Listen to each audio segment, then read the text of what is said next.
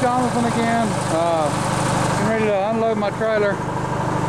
Picked up a little power unit here and come home with it last night and getting ready to back up here and unload it.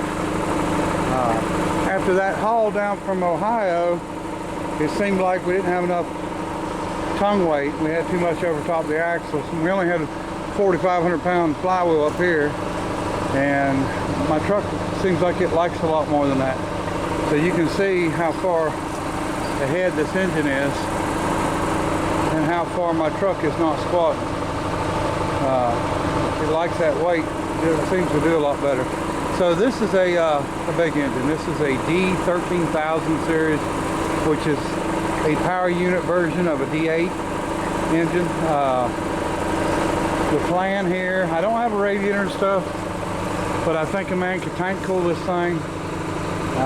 And they've got a water pump on it, a separate water pump here, so I don't know exactly what they were doing, how they were cooling it, but you know, a big 250 gallon tank, and then when you return your water, if you return it back in high and let it run down a screen, it would be like a screen cool. That water will cool a lot before it comes in, and it wouldn't be too bad. I mean, a man could cool it without a radiator with no problem.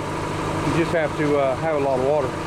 So anyway, the plan right now, I'm going to get the scales, we'll get the crane running, we're going to see if we can get these cables hooked up. I'm hoping that these are going to hook in these holes. My luck, probably not.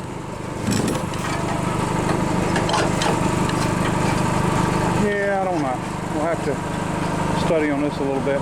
Anyway, we're going to try to get her set up, and then we're going to pick this thing and actually see what it really weighs. A lot of people say it's really heavy. I don't think it's as heavy as we'd think. I don't know. I can't see it over 5,000 for sure, but maybe it is. I don't know. We'll see here shortly. All right, folks. Got her hooked up. Let's see how she'll do. Zero these out. All right, let's see what this thing weighs here. If I can pick it up. If it feels like it's getting light on the back of the machine, I'm just going to drive forward some with the machine, and then, well, I could back the trailer up, but, you know, once we get it up a little bit, we can slide it back on the trailer. Try to get you where you can see.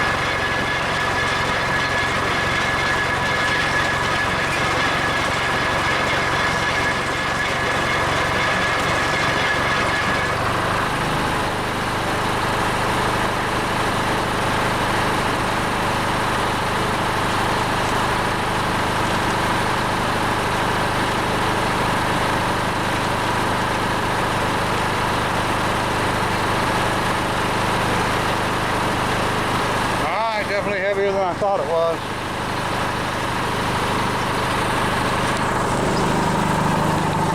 Not too bad.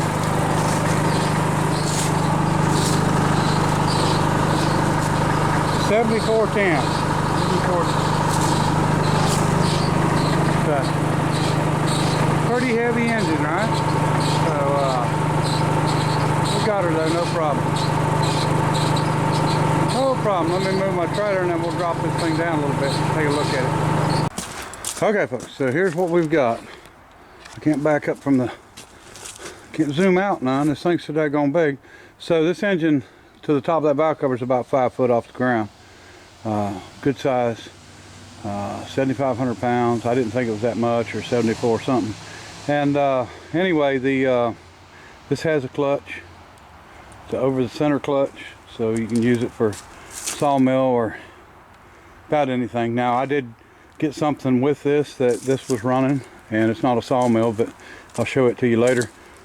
And anyway, so the deal came up. It was one, it was one of the ones where the price was well below scrap, so I knew that if I didn't buy it, scrap guys was going to buy it, and I didn't want it getting scrapped.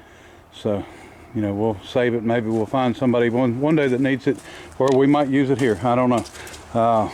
I did get, well, I got a few pieces of equipment with it, and none of them are sawmills. So I know that's probably what everybody would think instantly, but which this is really more than a sawmill would need power-wise, which is not a lot of horsepower, but I mean it's a lot of torque. So pony start, 2-cylinder. Okay, the issue with this thing, the fellow that owned it told me that he drained it from water after they ran it, and they did not, for some reason, get the water out of the pony motor, and the head cracked on the pony motor. But I'm unable to turn the pony motor. Now I turned the main engine turned over with a bar with no problem. The pony motor's not turning over, so I think we'll do a first start on the pony motor, if we can get it together. I need a head for it, but I think I can. It's pretty rough. I might can pull it off and maybe braze it up. It's about as rough as you're going to find one, and I mean I'm sure there's some out there. But we're going to get to checking it out and seeing how bad it really is, and then we'll go from there. It's a flathead, so normally a flathead wouldn't stick too bad, because when the water goes in, it goes into the valves. It's got to travel all the way back up to get into the cylinder, unlike an overhead valve where the valve's up on top. So let's pop these plugs out real quick, and we'll at least see what it looks like there. Okay, so one good thing already is the throttle's not stuck, so that tells me there's probably no water there. Now this engine was covered up, so I don't think it had got any rain in it. Yeah, that's just oil and carbon.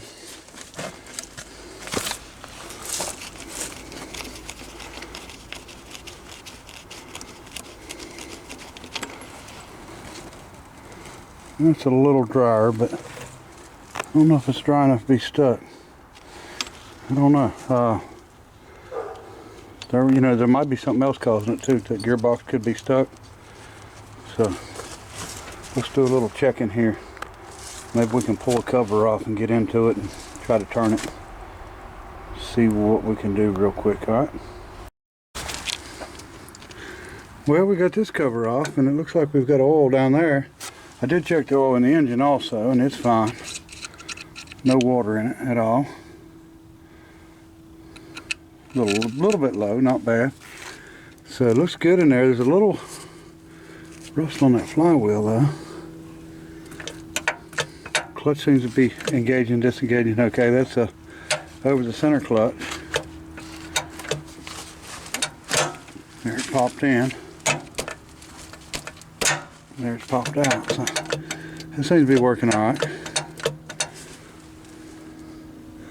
So let's go a little farther here.